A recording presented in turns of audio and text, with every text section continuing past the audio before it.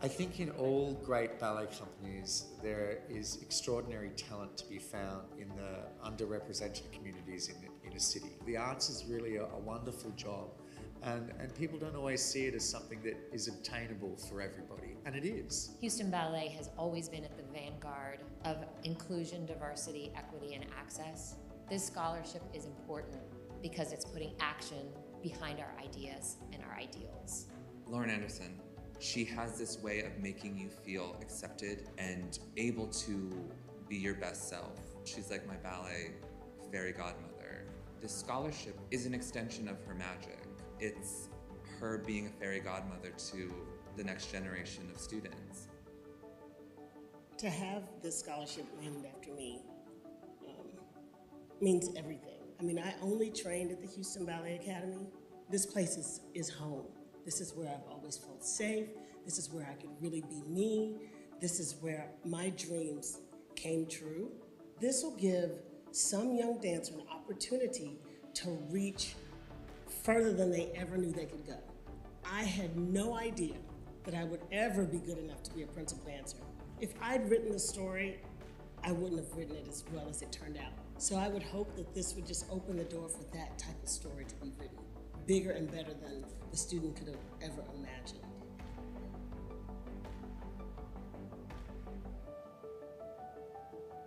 I'm honored to present the very first Lauren Anderson Young Dancer Scholarship to Eric Best.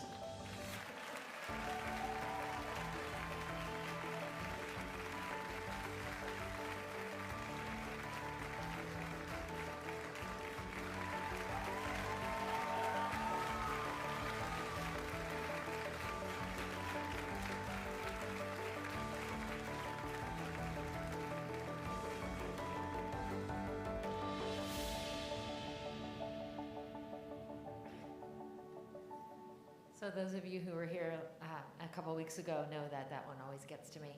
I'm going to invite our guests up, and as they're transitioning to the stage, I will just say welcome to all of you.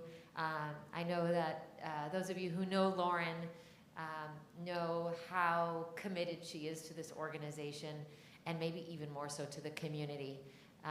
If you haven't had the privilege of seeing her work with children in CAFA gymatoriums around Houston ISD, you're missing out.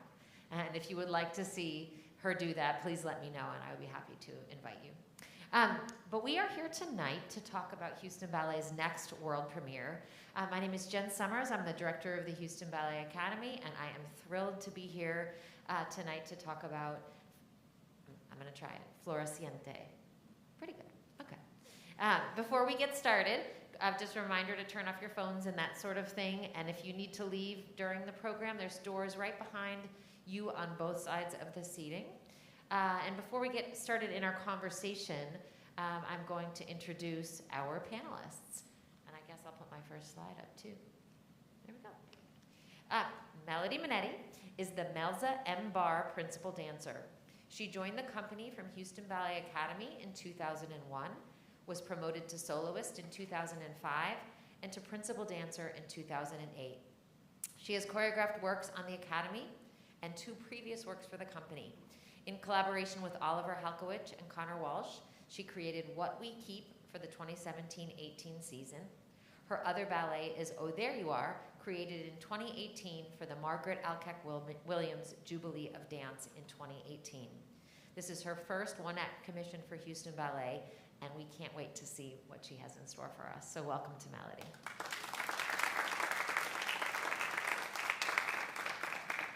And to Melody's left is Olga Saldivar. This is her first project with Houston Ballet. She is a Mexican-born, Texas-based artist, illustrator, and designer. She has shown her artwork for almost 20 years in galleries across the United States and Mexico. She works in several different mediums and is inspired by nature. This is her, as I said, her first commission for Houston Ballet. So welcome, Olga.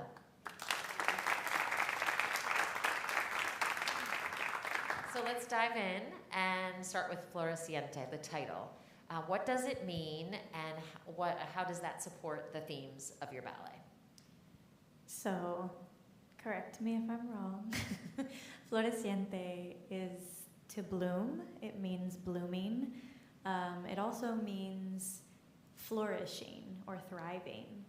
And so it connects to, we go on a whole wild ride in this ballet and explore cycles of nature and cycles of being people and how they connect to each other. And so blooming is not only a part of that, and it's sort of a culmination of a growth process that we go through as people and that we watch in the natural world, but also it's a nod to some of Olga's art, because you'll see, I don't want to give too many secrets away, but there's one moment in the ballet where the back of the stage is filled with giant blooms of magnolia flowers, and so it's a nod to that too. So you've got literal blooming and then the figurative blooming of the dancer, or of us as people. Yes, there's many layers. So there's choreographers approach new ballets in different ways. Some start with an idea and then layer on music, costume sets, that sort of thing. Others start with the music and let that drive the ideas. And other people have full stories or a particular narrative that they want to tell. What was your process? Did it start with the blooming, or did that come a little bit later? So for me, it always starts with music. I don't have all of the music usually, but 1 or 2 or 3 songs.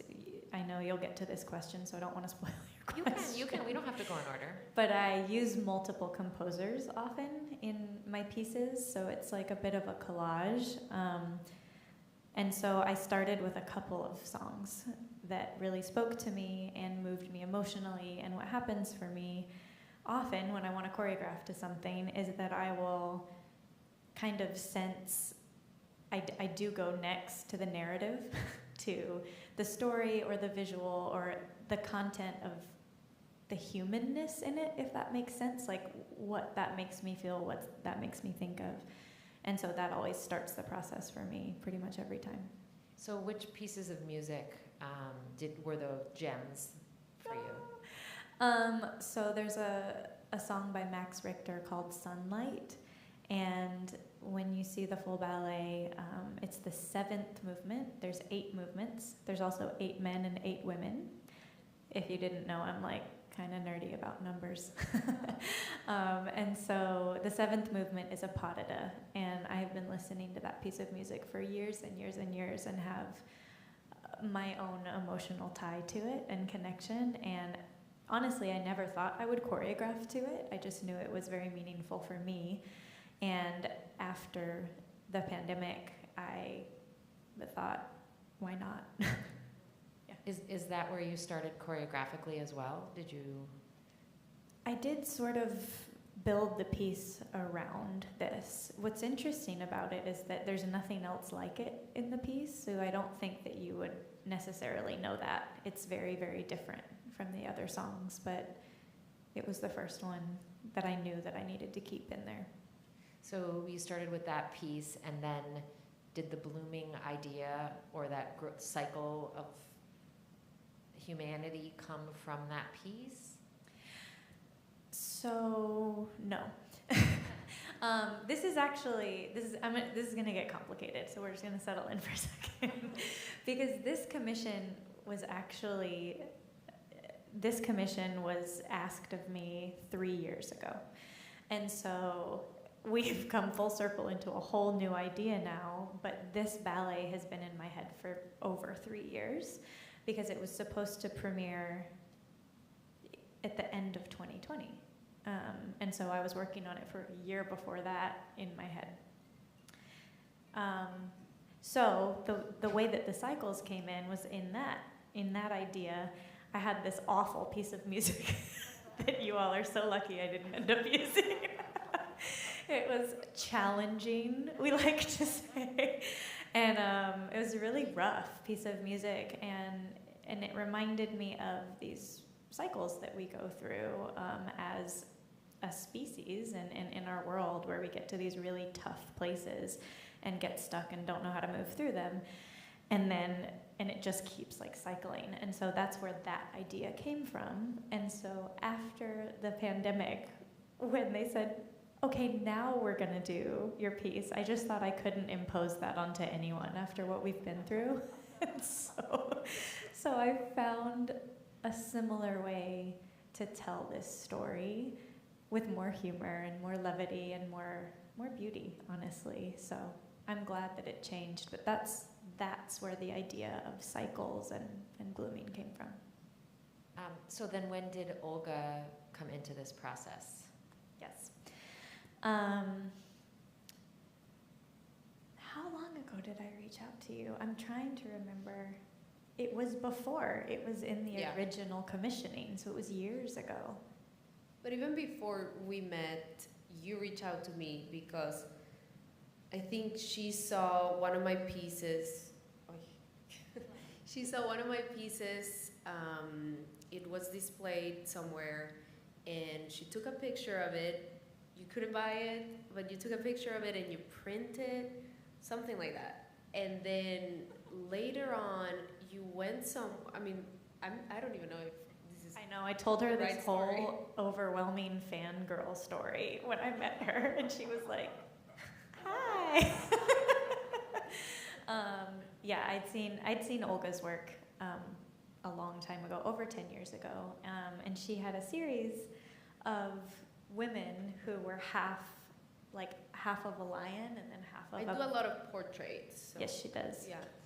And so it was very inspired by it. And when this commission came and Stanton said, pick a designer, she's the first person that popped into my head. And I had no idea if she would want to design a ballet, but I'm really glad she did. Well, when she told me, I kind of didn't know exactly what I was getting myself into. But I said, come to my studio and we can talk and see if we even match for the piece. So she had sent me the music before, but you had sent me the original music. Very industrial, these like metal clacking. It was, it was good. But I mean, I just didn't know, And then when we met, she started telling me the story. We played the music. It's 35 minutes. I mean, it's 8 different songs. And as we start playing it, we are both like listening and also like, what if we do this here and this there? And as I was saying something, she would finish it off. Or I would be like, I'm thinking this, like this feels like this. And she would be like, that's exactly what I have in mind. So we have these little worlds in our heads, and they were the same. Like, we super connected. We didn't know, because she didn't have the choreography.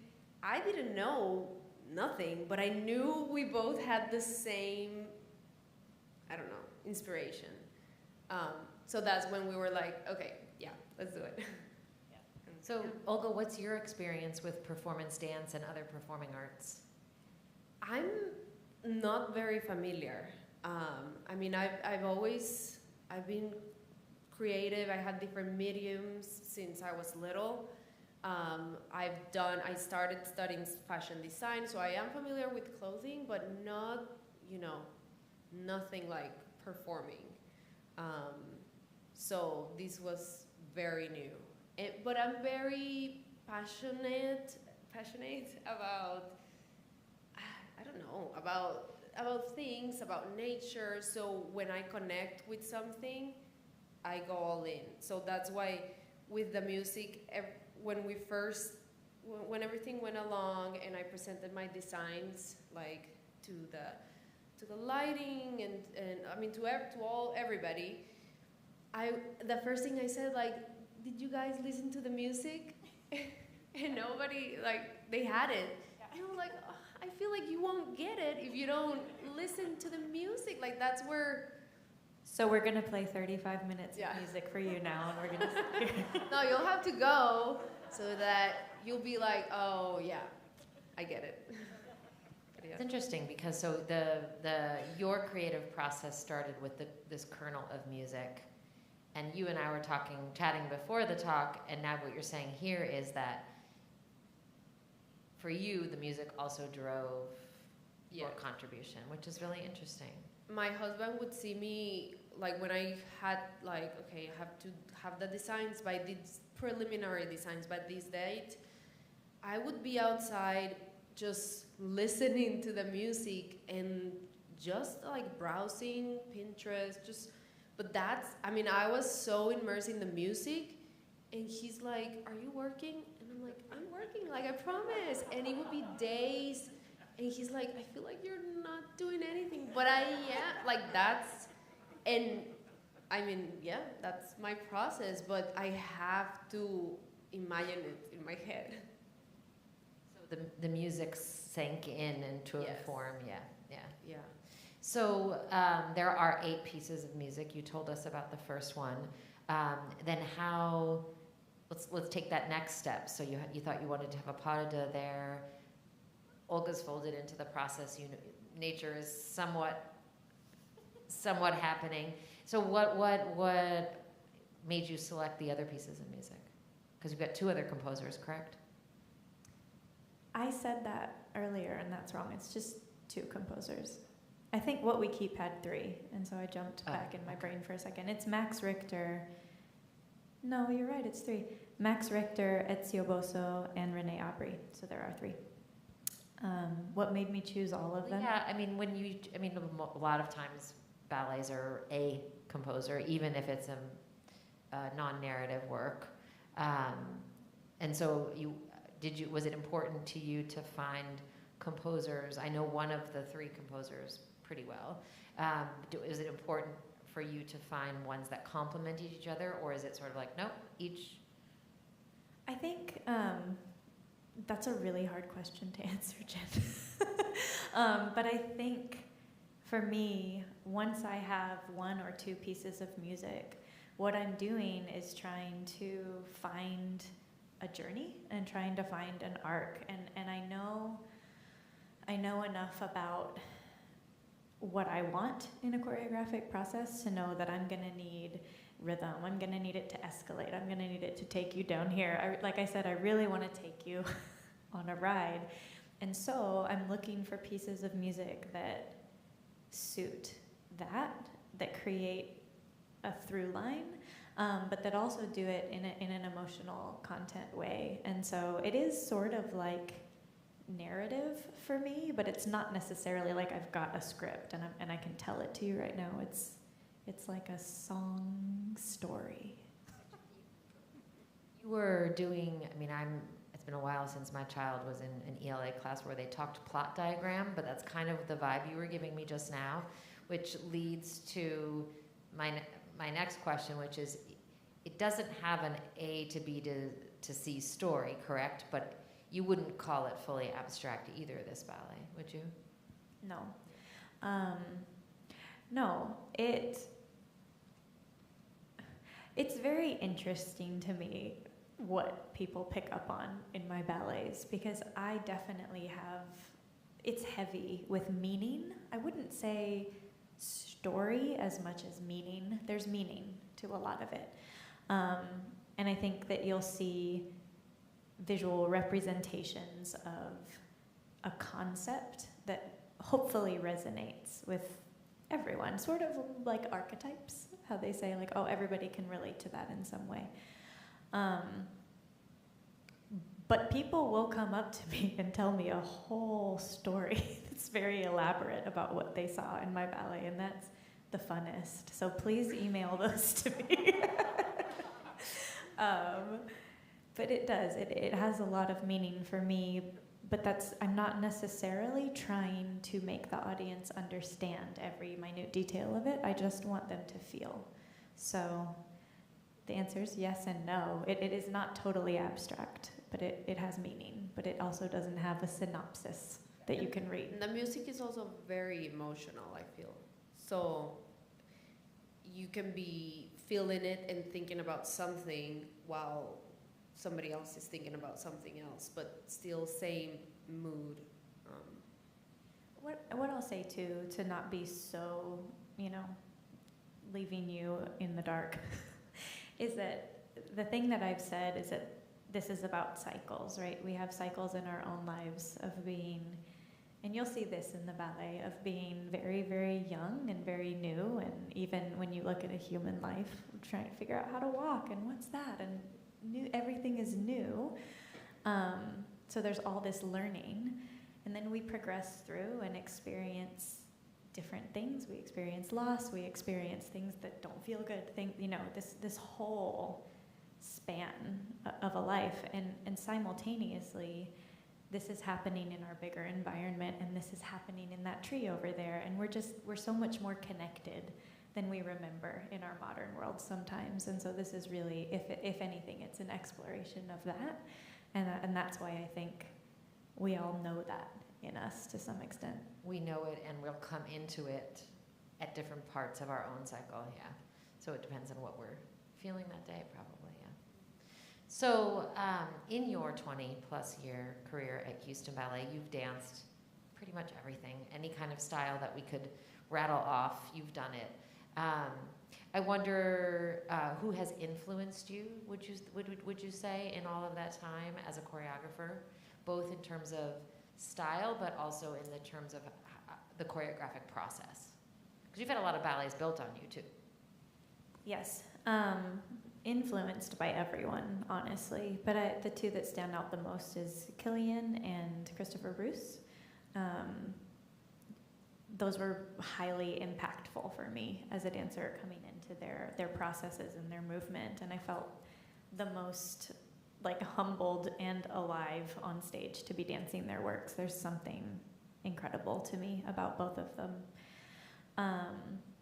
And of course, I've done a ton of Stanton's work now, and so his process has to be etched into me. And one thing I appreciate about him as a choreographer that I realized as I'm processing my own process is his repetition. And there's something about when you do something enough times, you get it in your muscle memory that you can really be free in it because you're not thinking about it anymore. And so that's something that doesn't come as naturally to me. And so I appreciate the influence of that and the understanding that okay, I might not like to go, okay, let's do it again, but there's value to that. So I think I've been influenced by so many people who have come here.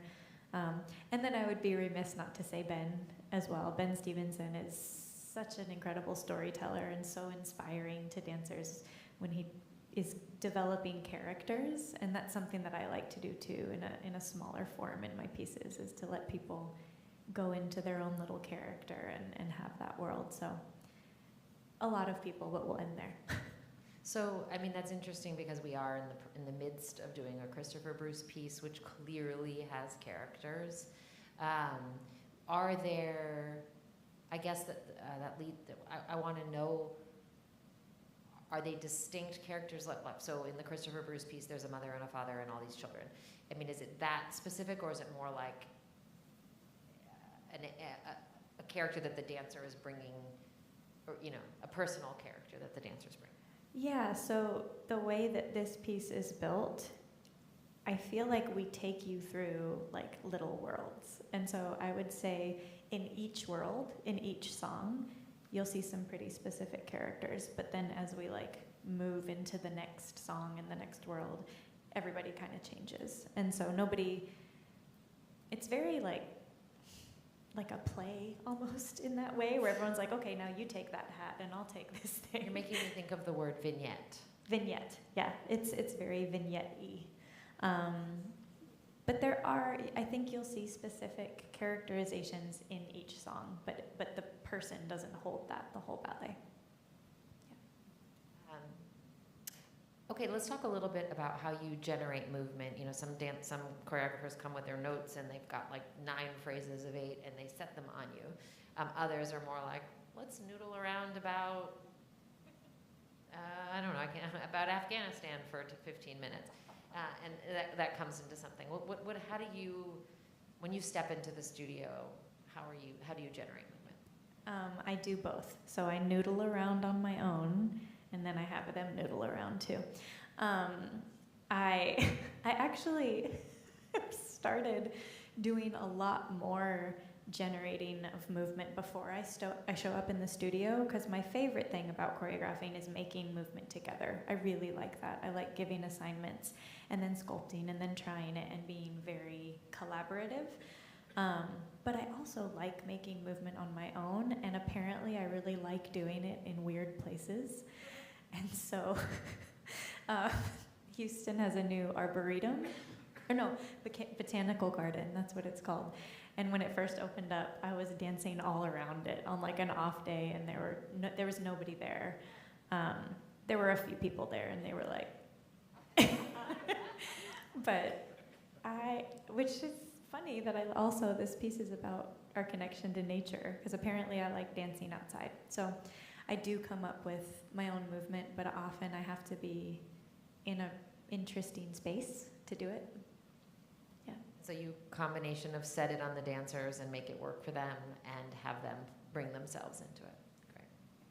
All right, I'm going to show a first image then. What is the significance of the chairs? Or do you want to tell us? Yeah, I want to tell you where the idea came from for the chairs. I had jury duty. I saw all of these black chairs set up, and it was just so odd. And I don't know it's a weird feeling to be at jury duty. And so I was just sitting there for a long time and looking around, and I was like, oh my gosh, we're all here and we don't know what we're doing. And that's the feel of the beginning of this piece, is like being dropped into a world where you're like, where the am I? And so I was like, oh, this is perfect. So that's where the original idea of the chairs came from. I called this picture that you're seeing, I called them my little seeds. So they're all their own little seed, and they're in their chair. And so the chair also is a metaphor of the support, of doing your learning, of being there for you as you grow. So the chairs can be whatever you want them to be, but they came from jury duty. Just this group, because I don't think that's in the program notes. No, please don't put it in the program. So there's a couple more with chairs, but the chairs do go away. Yeah. And you want to talk about that a little? Yeah. This is that Chris? I can barely see the reflection. Because the chairs are sort of a metaphor of a classroom, of learning, of figuring out what we're doing, we outgrow them. And so in the first two movements, we have the chairs. We also do a lot of different things with the chairs. At one point, they become weapons and all sorts of different things. But at some point, they just sort of fall away because we've outgrown them. Yeah. Great. So I understand that your ballet has a mix of point shoes and flat shoes for the women. Would you classify it as contemporary or classical, or is it somewhere in between? All of it is somewhere in between. I feel like I've made 75 pieces and put them into one. I have a classical base myself, and so I think my movement is classically based, but it's definitely not classical. It's contemporary, and there's hip hop in there because I dance hip hop and I watch my son break dance all the time, and you just absorb what you see. So Chris, the last slide where Chris was on his head, I was like, hey, do you think you could? And he was like, oh Lord. So yeah, it's just an amalgam of my world, I guess. Why the point shoes then? I mean, is there a particular, yeah? Yeah, so the point shoes actually, specifically in this ballet, there's an entourage that comes on. There's this really dramatic moment, and this is this full integration into ourselves and nature and our natural world, and we're figuring out how to live in harmony. This is the beginning of that. And the point shoes, there's this animal element and natural element, and the point shoes help with the movement because the women who come out have deer antlers, and so it just needed it. It needed point shoes. They needed to have hooves and not feet. Hooves. Yeah. Yes. does, when I saw, I've been like breathing and living this music for like months. I know it, I run with it, like, you know, just think and listen and listen. So when Melody showed me the first time, because at the beginning I told you, well, just send me the choreography and then I'll design the costumes. And she's like, no, that's not even close done. Like that's the end. So I was like, okay. So I designed everything and everything. And then later I got to see some of the choreography finally, and it made me cry because, I mean, I'm so connected in that moment with the deers. They do look like deers. Like, to me, that was, I mean, yeah, I can't wait for everybody to see. I really loved it. Had you, I mean, you guys had talked a little bit about this, but had you known that that's the deer section, or when you saw it, you thought, of course it's the deer section? Oh, yeah. I mean, when we first met, I was like, what about a deer? And she's like, yes, a deer woman. And yeah, like, we were both coming up with this character. I mean, but then we didn't talk. And I had to submit my designs. So it was kind of like, are we still on the same page? I'm just going to go with what I think would work best. And I mean, at the end, and every time it was kind of dangerous for us to meet, because every time we met, we added more things, and it was like, okay, we need to just, that's it. But yeah, so even last week I was like, oh, this would be so cool, and you're like, no, yeah. It's the next ballet, or you two need to work on a full length. Yeah. I know. So one quick question before we turn to the design elements, and you've, this, as I said in the introduction, you've worked with in what we call the front of the room before. You've been the choreographer, but can you tell us a little bit about how it is? I mean, but a lot more of the time you're in amongst your peers. How is that sort of going from? Yeah, how's that transition for you? I've been thinking about this a lot. My mom always, after I would hang out with friends, even like 3 years old, she would be like, "You're kind of bossy." And I think that the nice way of saying that is that I have natural leadership qualities. But I do feel actually very comfortable in leadership positions. I kind of always have, but I think that comes from, for me, that I'm really strategic, and I really pay attention in a way that, like, I'm always kind of tracking, like, how would I do that differently? How could I do that better? What would have made that different for me? So I have this very analytical side of my thinking, so that allows me a space to put that into play and to try things, and I really like that. And the other part of it is that I'm a very, like, heart-driven person, and I care very deeply about the people who I love and this community of dancers and the supporters of dancers, and so I get to bring that sort of love and mama energy into the front of the room and nurture as well. And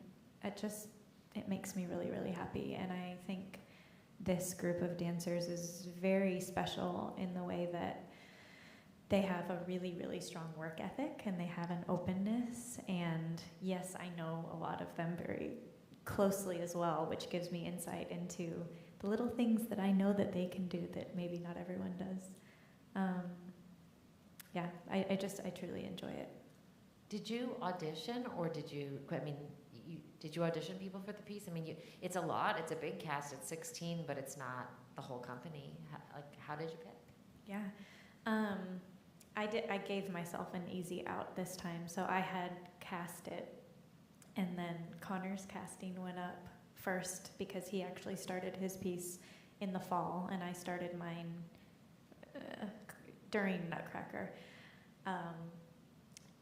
and he had cast all the same people that I had cast, but my casting hadn't gone out yet. So I used it as an opportunity I purposefully picked everyone that he didn't pick, because that's how highly I think of our company. And I was like, great, this allows me to work with a whole bunch of people I haven't gotten to choreograph on before.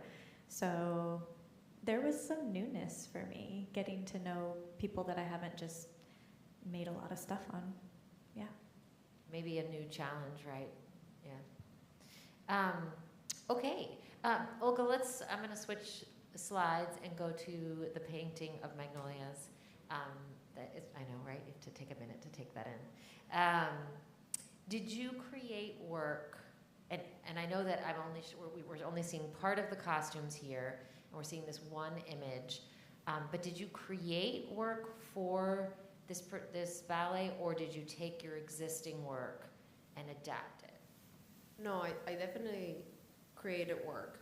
I wasn't very familiar with the whole designing for the ballet process. And when I did my preliminary designs and everything, and when they told me, well, you give us your designs, like for the set, since I'm doing the costumes and the set, and they say, oh, you give us your designs, and then somebody else paints them, or somebody else do them. They're your designs, but somebody else is gonna do it. And for me, I mean, that's what I do. So when they said, and we have 8 movements, and one of them was already gonna be an animation. So they said, or you can do it all and have your paintings if you do animations. So that sounded like a great idea then, and now. So that's how it all came about. So everything I did, I painted it, scanned it, worked on it digitally. So I wanted people to see that it is artwork. It's not gonna be a cartoon. It's not gonna be very, like, fluent. It is a painted animation. You'll see the brush strokes. You'll see paintings moving. So yeah, everything's new. How did animation come into the process? I mean, did you start there, the two of you, or did it? No, okay. No, I had just gotten to see the Van Gogh immersion show that's been going around. I mean, I get inspired by other artists and seeing the paintings. I mean, I don't know if anybody has seen it, but you go there and basically all of Van Gogh's paintings are just moving around. They don't do anything, they just move around. So I knew we wanted this specific, like, sunrise, and I knew I wanted to do something like that. So I had it in my mind, I wanted that. So then when they said, when I put all my ideas, I want these buildings and these flowers and this meadow, and it was like, oh, it's a lot. So it's better if you just do it in animation and we can project it. And for me, that's an opportunity, you know, to do it all myself and show my work on the stage. So have you done animation before this project? No. So that's why I say, I was like, I can do it. Like, I mean, you know, I'm very familiar with with some of the programs. So I was like, how hard could it be? And it wasn't hard per se, it was just a lot of time and learning. Now I can do animations and, you know, now I know. But it was more, as a creative, I feel like I enjoy the process of learning new things. So for me, it was a challenge. And I know people, you know, I told them, I have people that can help me if I need help. But I knew, I don't know, I know if I can do something and I know if I can't. And I knew I could do it. So I challenged myself, and I mean, I think it came out good. So with the animation, does it function as a backdrop? Is it going to be projected onto the cyc in the back of the theater, or will the dancers move in and through it? No, it's basically like the whole backdrop.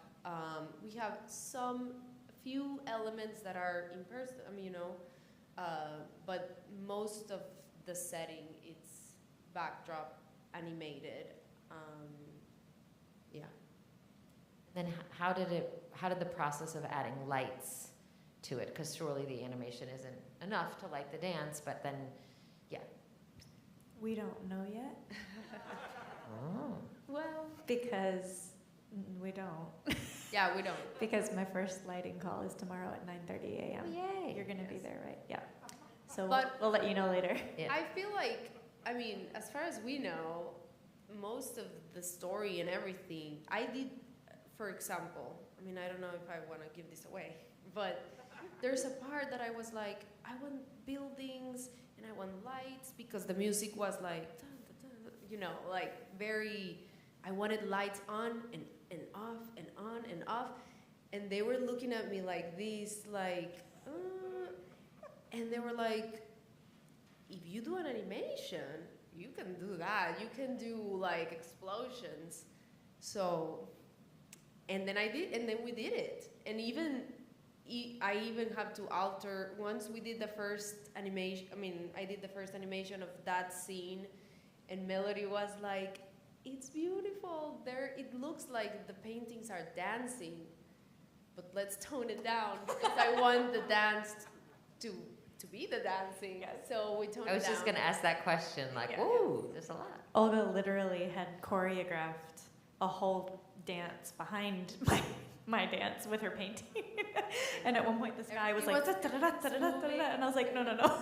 It's like, I toned it down. It's still good. light here, light there. Yeah. It's I think we're in a good place now, but for the lighting, what we're understanding is that, so when you light the stage and you light the dancers, you have to be very careful, because if you put too much light on the cyc in the back where Olga's projections are, you'll lose them. You won't be able to see them as well. So it's gonna be, tomorrow's gonna be a little bit of a wrestling match to figure out how you're gonna perfectly see both. You want to be able to see the dancers and see the animation, yeah. Right. Well, and we're a little bit experienced with that with Sylvia, maybe, like some tricks up our sleeve about that, maybe. Yeah. Yeah. What about the costumes? Because, again, you already alluded to this, Olga, that you had to make the costumes before you knew what the choreography was going to look like. So what tell us about these? Well, thankfully, that amazing first meetup, I was taking notes of everything, and most of everything, like the feeling of everything. So, when I had to, design, I asked you a few things here and there, but it was based off what we had already talked, and what wasn't, I made the choice. We wanted something, since there's like evolution in the whole piece, it's like this cycle, I wanted to design like a base piece, which is for the men, it's that, and this is for the girls, and I wanted to add accessories and pieces that they can be added through the movements.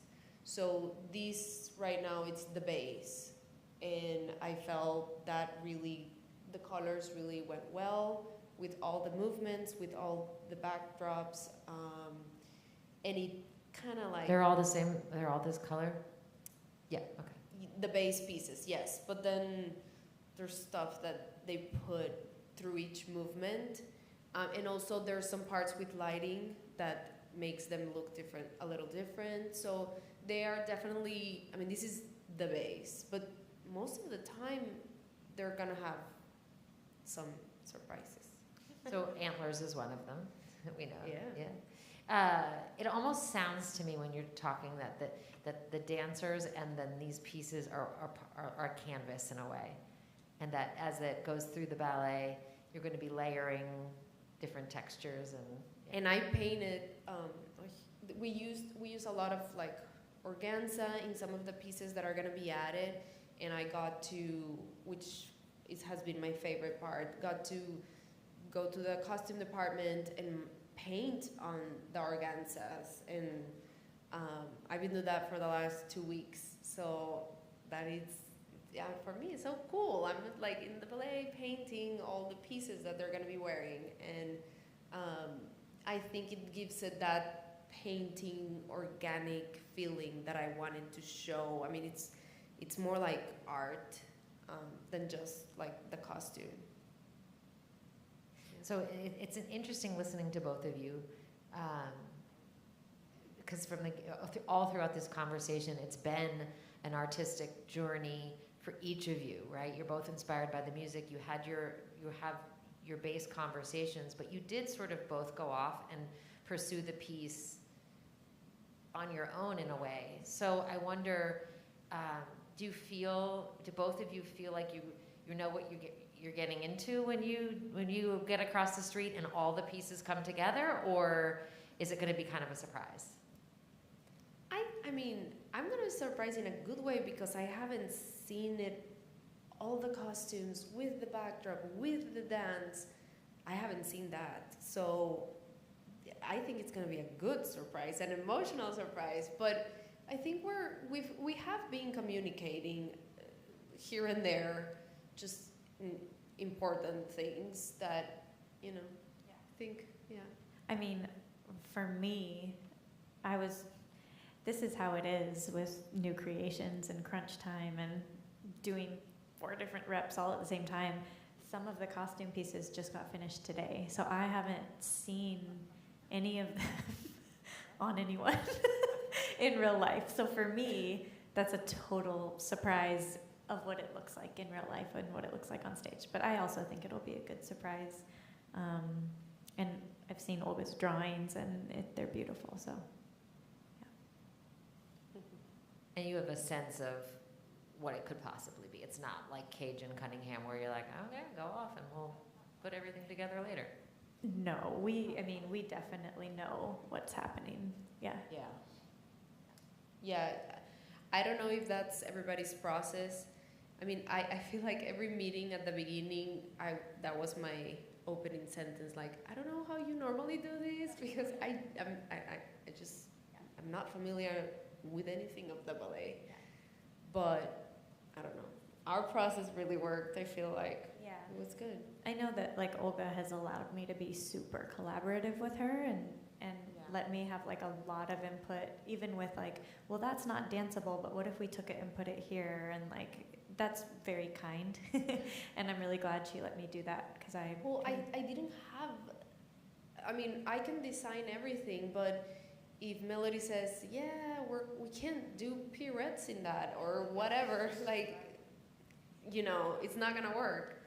So I needed that input, like, do you want more of these, or do you need this space free? What I think is cool about that is that a lot of times designer choreographer collaborations are way more separate than what we've been able to do, and so a lot of stuff gets cut is what I've seen. You know, oh, it's unworkable, and it gets designed and made and dreamed. And so with Olga, there were a lot of things that instead of cutting them, we got to be like, okay, but how could we do that in a way where a guy could still lift a girl, you know? And so we didn't have to cut a whole lot. We just had to rethink it. Modify. Mm-hmm. And that's been cool that we got to do that along the way before we just got on stage and went, what?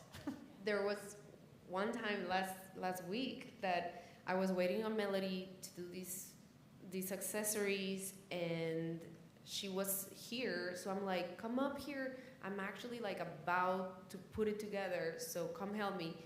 And they let us. They gave us one of these, and we started pinning all the fabric, and we came up with it. And I was like, they're gonna hate us. It's so late to add all these pieces, but I feel they loved it. I mean, it was just fun to collaborate that way. It was my favorite. With the wardrobe folks there.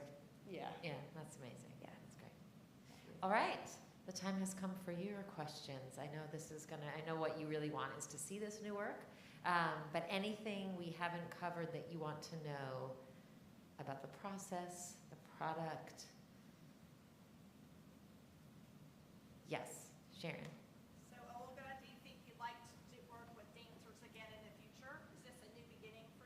Olga, Yeah. I'm sorry, I'm just going to repeat the question to make sure people in the live stream audience can hear. Sharon's asking, do you think you want to work with dancers again in the future? Yes, definitely. I mean, not everybody's gonna be like Melody, but I loved the process. Yes. I'm going to ask a quickie follow-up question. Do you think that, am I on? There we go. That your work might get inspired by movement, right? Like, so you're a visual artist that created designs for dancers. Might the dancers come back and inform your visual art? Yes, absolutely. I mean, yes, especially this latest work. I mean, it's all, they're moving and they're blooming and yeah. Go ahead, Melza. Melody, knowing how creative you are, how do you know when you have finished your creation? Or are you still adding pieces, or maybe even now it's probably all sort of put together? Are you still with a little bit? So Melza's question is, given how creative Melody is, how does she actually know? How does she actually know when she's done? Or is she still tweaking and adding and twisting and all the things? They're on stage tomorrow night, so I have to be done. But yeah, I think that I don't change things too much at this point. Little tweaks and things. But what I was thinking about this morning when I was drinking my coffee, and my husband can vouch for this because I was thinking out loud, is that I was at the point where I was like, okay, now I need to find a way to get them to grow with what we have and explore further and push further what they have and bring themselves even more into it. And that's the hard part, because I feel like for me it's easy to tinker and this and ooh, let's change that and be in a straighter line and all of that. But when it comes to the real stuff, the meat of it and the really bringing as much of yourself and energy onto the stage and commitment, that's the part that's hard. And I don't feel like that's ever finished. Yeah. And you have to let them do that to a degree, right? Yes. I mean, Yes, that's the hard part is letting go. That is very hard for me, yeah. Do you allow the dancers to help you finish something that you might not have been sure of? 100%. so the question is, does she allow the dancers to help her finish something that maybe isn't quite done? Yeah, so I try to put my best focus cap on when I'm watching in my rehearsals, because if I pay attention closely, these tiny little magical mistakes will happen, and sometimes they're so much better than what I dreamed of. And so You're feeling it and you're not. you what? They're feeling it and you're not. When you're doing something. Yeah, exactly. They're the ones actually doing it. They have to put it together. Right, and that's why I think it's so important for me to open my brain up a little bit and tune in, because you can tell when something feels right to somebody, you know, or if you're just like, well, just try this, we'll just try this. Oftentimes it'll be like, well, that's much better, do that. And so that happens quite a bit, and I just hope that I'm paying attention enough to catch those moments and say, yes, please. Yeah, that's a great question. Anybody else? Yeah. Do you go to each performance, and if you do you coach from one to the next? The question is, do you go to every performance, and if you do you coach from one show to the next? So I will go to every performance because I'll also be in every performance. But not hers. No, not in mine. I'll be running on the intermission to get into my young person's outfit. But the answer to that question is that because we're a union company to protect the dancers' time, I'm actually not really allowed to give notes like right then and there. We have to have official rehearsals for that. So if we have rehearsals in between, I'll get notes. I mean, I'll get time to give notes, but often once it's on the stage, it's kind of that thing that I was just saying to Melza. It's kind of like, goodbye. Yeah. When we bring this piece back, do you think you'll, I mean, you don't know yet, but will you allow, are you the kind of person that tweaks down the road, like, oh, after you've seen this run? Usually there are things that, you know, because this ballet is almost 40 minutes. It wasn't supposed to be that long. It just happened.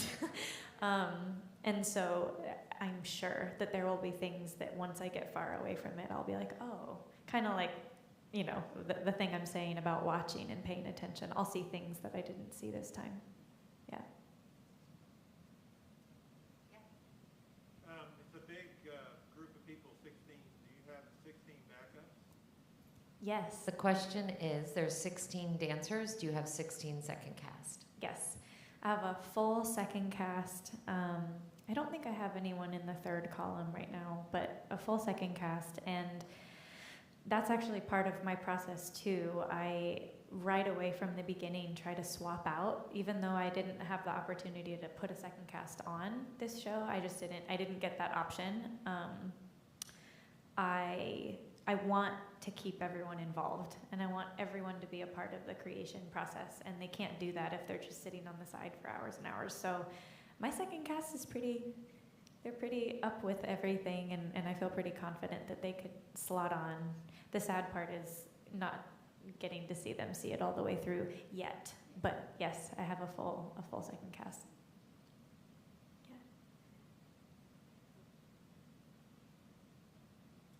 Anybody else? And it doesn't seem like there's anything in our live stream chat. All right, well, I always say it, but going once, going twice, going 3 times. And congratulations to both of you. We are so excited to see your ballet. Thank you. Thank you for coming out tonight and sharing so much with us. And thanks to all of you for coming. We'll see you this weekend for the Pretty Things program, and then the following 2 weekends for the Originals program on which Melody's new ballet will be. Thanks again, and have a great night.